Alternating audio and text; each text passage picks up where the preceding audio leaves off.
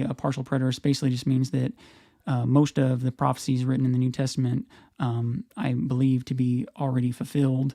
But with that being said, I still do believe in a second coming of Christ and a physical coming and a bodily resurrection and a judgment that's still yet to come.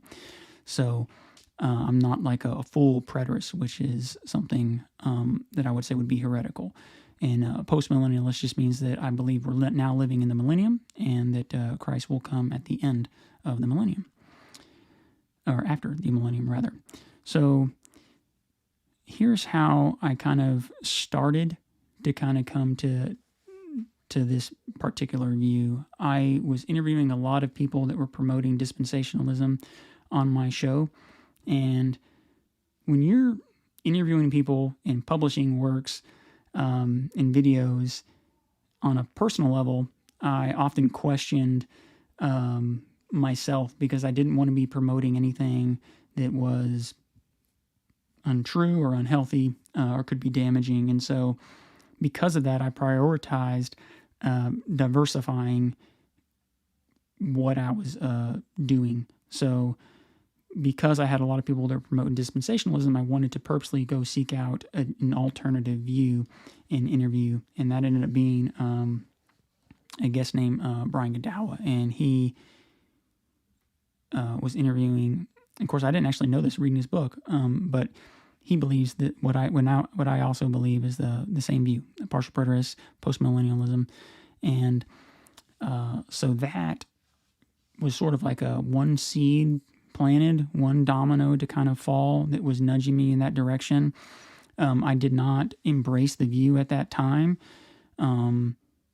but it did cause me to sort of reflect on the premillennialistic, that view, premillennialism, and try to figure out why I believe that and if I believe that, and try to dig a little bit deeper there. So I read some books and try to convince myself that that was the correct view. And in that process, I came across amillennialism. So one of the books I was reading was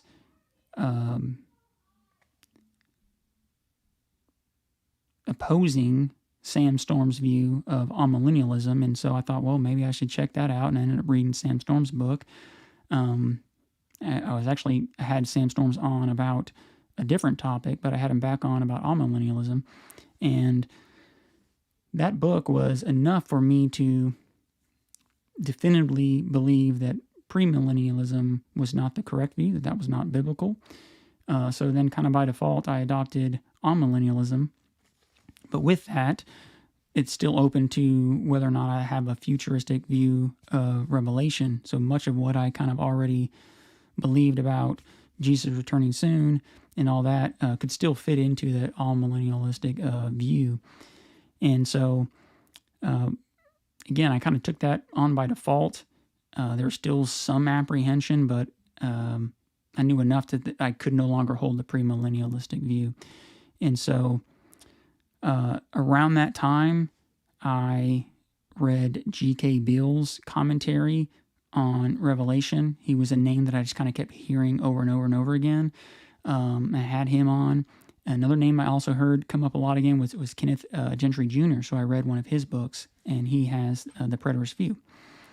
And so G.K. Beale has kind of his own kind of unique view, which essentially at its core is idealistic, which just means that the prophecies that we see in Revelation kind of apply to all church age. And so there's kind of a mixture of the future view, the preterist view, and the historical view kind of all wrapped into one. And so that really rung true for me. And I kind of adopted that view also with apprehension.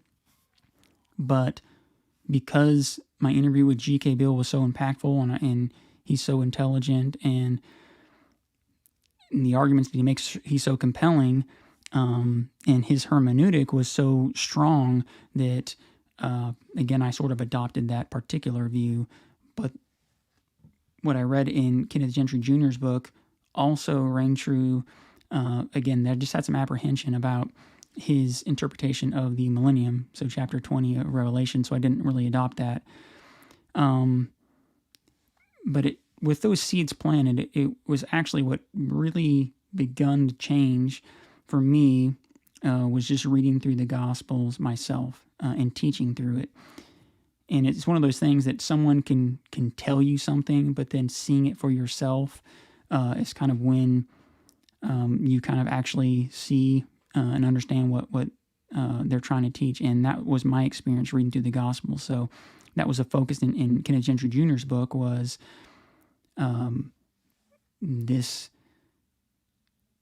idea that Jesus was coming as a judge, and that's a focus of his ministry. And so what I want to do now is kind of read some verses that show exactly that. And it really surprised me, because if you look at someone who has the preterist view, they put a really big focus on the temple being destroyed in 70 AD. And that for me was never something that I felt like they were making a bigger deal of that than it